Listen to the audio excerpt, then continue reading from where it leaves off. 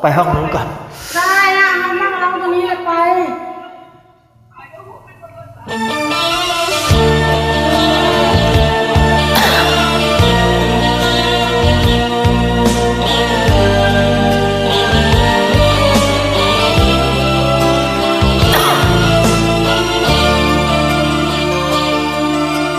คุยกับใจลืมรักเธอแต่ทำไมลืมไม่ลงนานเท่าไรที่เรามันคงแต่แล้วไม่ได้อะไรคำหนึ่งคำที่เธอพูดมาหล่อลวงให้เราเชื่อใจจากไปไหนไม่เคยพ้นเธอสักทีถูกเธอขังใจให้อยู่ด้วยรักคำเดียวช้ำใจไม่จบอยู่อย่างนี้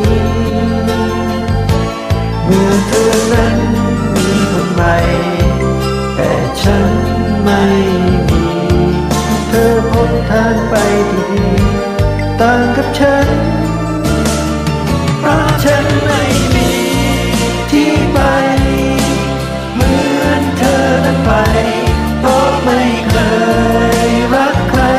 นอกจากเธอค้นหาทางออกสักเท่าใดหายังไม่เจอจะทนเหนื่อยใจต้องทนต่อไปอยู่อย่างนี้ไม่มีที่ไป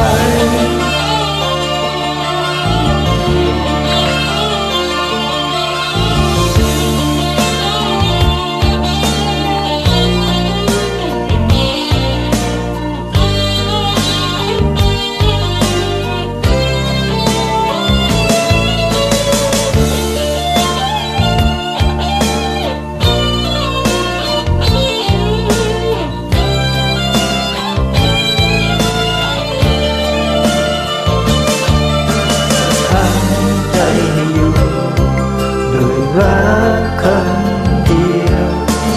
ฉันใจไม่จบอยู่อย่างนี้เมื่อเธอนั้นมีคนใหม่แต่ฉัน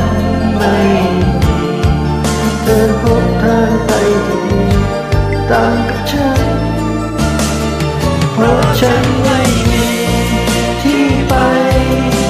เหมือนเธอไปเพราะไม่เค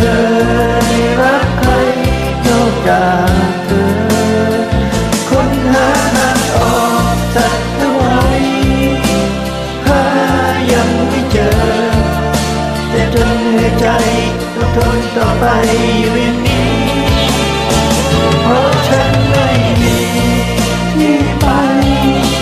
เหมือนเธอนั้นไปเพราะไม่เคยรักใครนอกจากเธอค้นหาทางออกสักเท่าไหร่หายังไม่เจอแต่ทนเหนื่อยใจต้องทนต่อไปอยู่